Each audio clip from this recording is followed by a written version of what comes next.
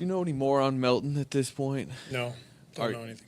Are you going into this thinking, I mean, even if you don't, you clearly at this point don't have a firm timetable on him, but you're expecting at least like a chunk of games. Yeah, to for be sure. without him. Yeah, he needs more evaluation over the next few days. Steve, DeMichael from Memphis Commercial Appeal. Just curious, have you noticed anything in particular with this Grizzlies team that has allowed them to be a little bit more successful, I guess, this season with the injuries than last year?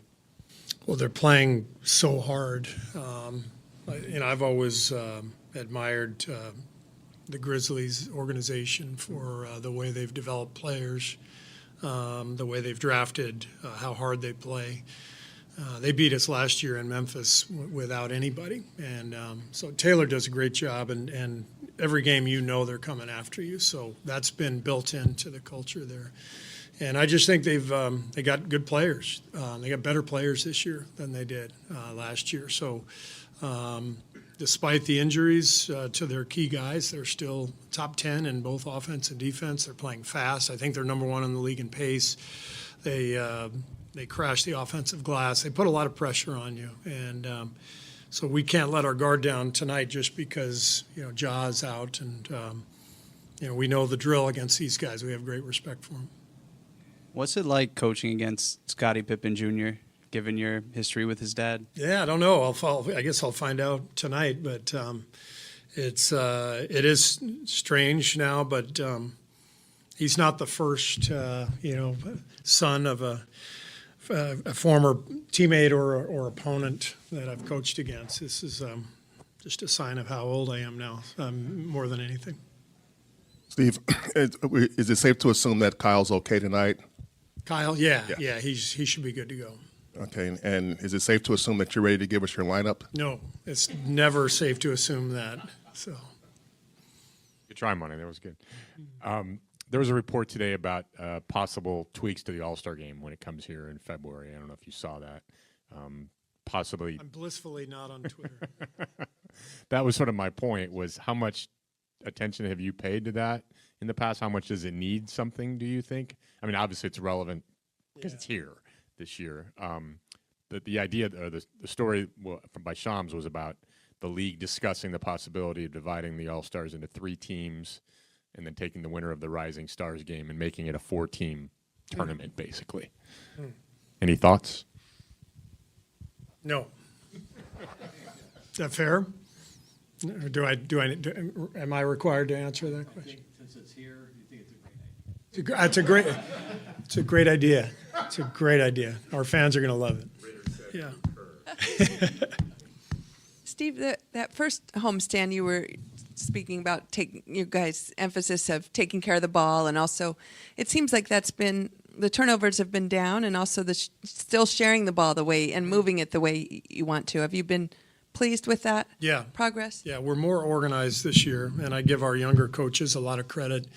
We've learned a lot from Seth Cooper, Lainn Wilson, Will Sheehey. These guys have done a great job in the gym with our young players the last couple of years, a great job with our Santa Cruz team in Seth's case. And I'll be really honest, I spent a lot of time with them this summer and asked their advice. How can we get more organized? How can we maintain our ball movement? Because I watched, them on the floor, and they've really brought great ideas to us this year. And I spent time with all of them over the summer, plotting our, how we could accomplish our goals. And so I really give those guys a lot of credit, and then I give our players a lot of credit for being very coachable and being adaptable to some new things, new ideas. And guys like Draymond and Steph, we've played a certain way for a long time, and they've won championships. So for them to be amenable to some change has been a key to all of this. So I think we can get a lot better with our execution, but I'm pleased with the early season results because turnovers are down, transition is up from an efficiency standpoint, and all in all, we're playing pretty well. So I think the changes have been very positive.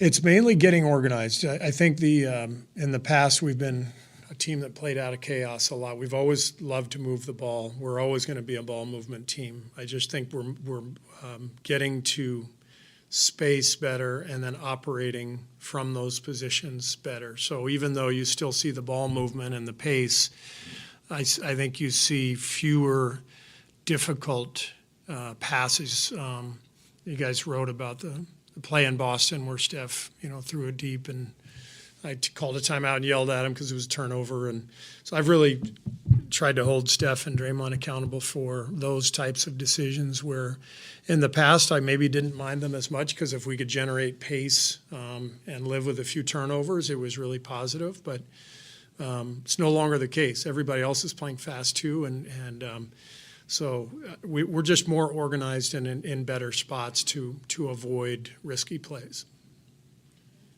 Steve, Draymond said the other day on a podcast that LeBron, when he was contemplating his future of whether to stay or go to Memphis, LeBron helped convince him to stay because of what he built here and what that meant.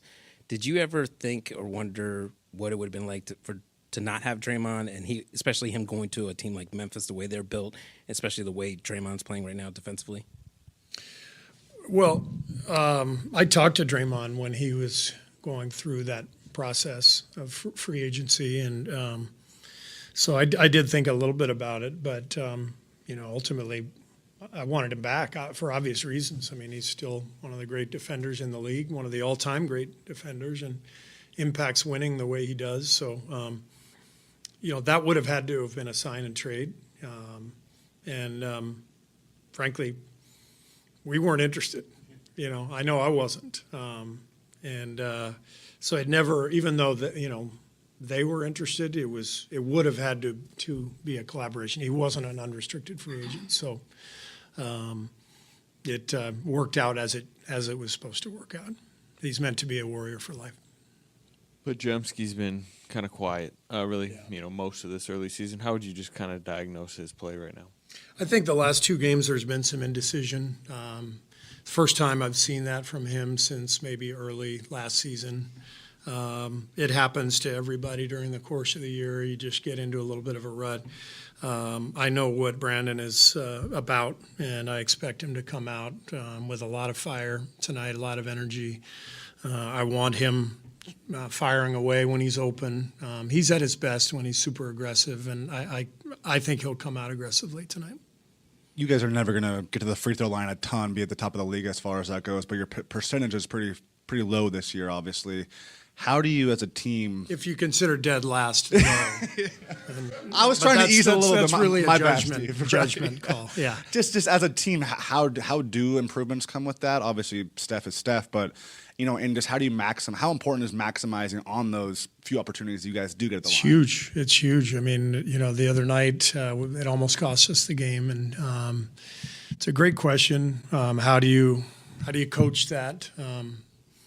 So we've over the years always encouraged guys to shoot 50 every day. I used to shoot 100 a day with a toss back. It was very meditative. I've encouraged our guys to do that. We have way more coaches now than we did back in the day, so the toss back came in handy. But free throw shooting is mostly a mental thing, and so we have built-in resources to try to help guys with that. And there's no question we've got some guys struggling. We got to find our way, and I've got to consider a few different things. I know you want to play fast. Are you playing fast enough for your taste, or would you want to take it up a little bit more? I'd like to take it up a little bit more. I think when we get in trouble, it's we're not getting the ball up the floor quickly enough or getting it out of the net quickly enough. So the higher the pace, the better for us, for sure. But it requires all five guys to be participating and locked in.